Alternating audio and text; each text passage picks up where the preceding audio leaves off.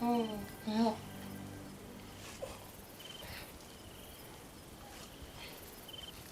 Oh, school you on? Who's going?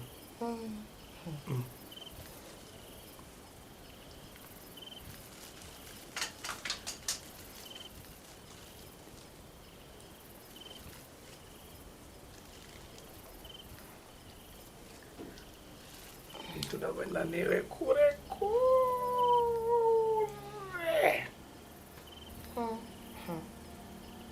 Kure kupi koko. Chero. Anyway, chero kwada yo. Chero ndikakoniwa kukuitira mwana. Baby. A child is a gift from God. Tikamwana tutenda Mwari ndozvinozviri. Also, I'm going to soft towel.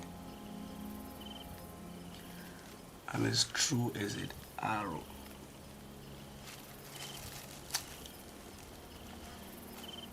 Ndokuda sha. Ngoti nyasowana ndokuda, you are my everything. I wouldn't do anything to hurt you.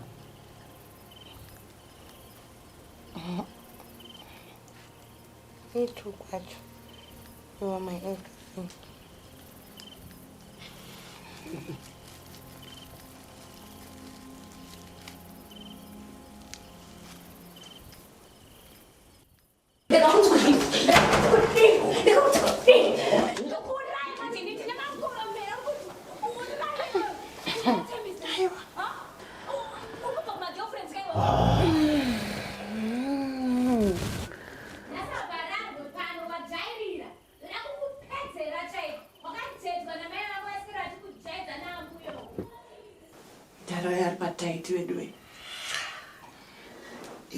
I mean, he's big and strong. So what kind of matter we are going to go to the man? What are you going to do about this?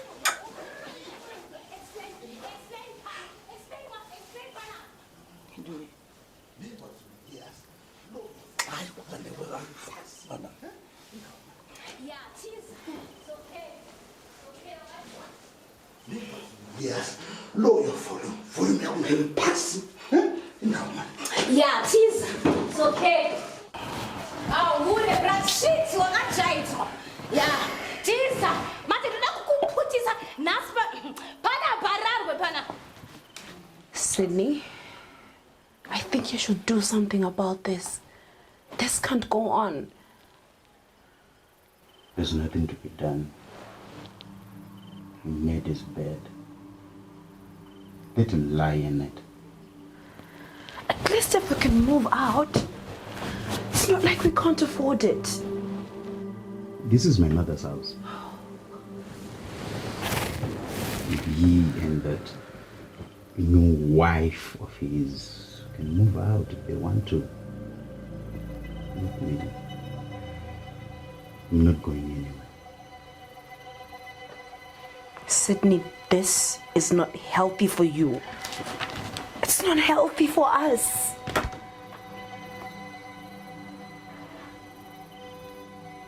Watang.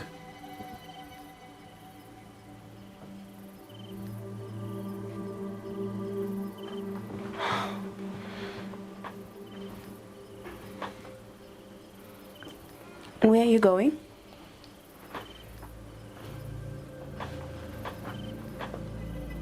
Sydney, ukwenda kupi usiku uno?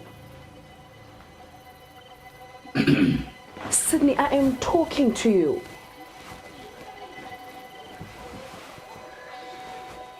Sydney? Uno mama. Oh, who the black shit? You are not giant. Yeah, cheese. Mate, do not put this. Naspa. Pana parar pana.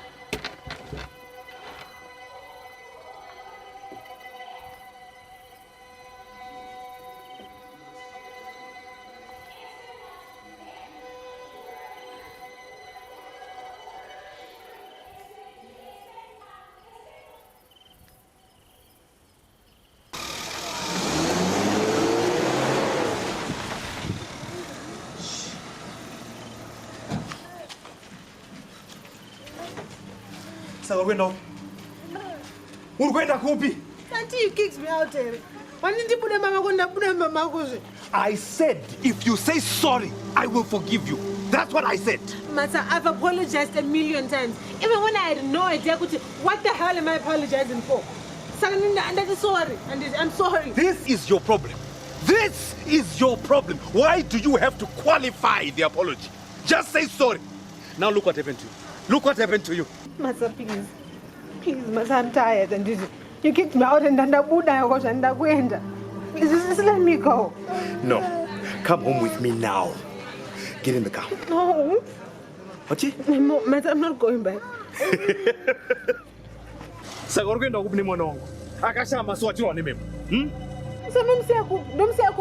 never home. Who's going to take care of my boy? If he is my child, I will make a plan. Unless you're saying he's not my child. Is that what you're saying? Is that what you're saying? Get in the car. Get in the fucking car! Why am I looking at you? Get in the car! Who the hell do you think you are? The fuck do you think this is? You think you're something special, okay? You think you're special, and it? Damn silly skirt. One of your biggest problems. One of your biggest damn problems. What the hell do you think this is? Who the hell do you think you are? Sorry. Now look at you. Now look at you.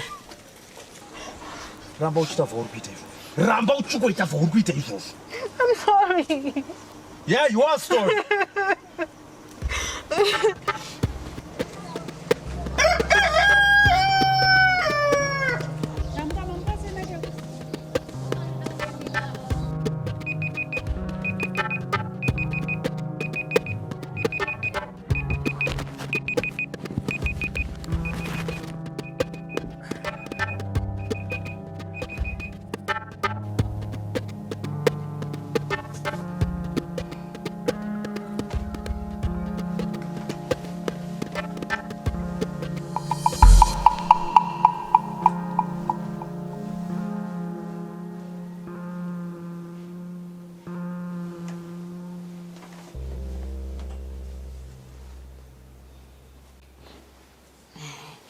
Wanda. Chewe. Ndirigerero guys. Asha dzinondikunda. I love you so much.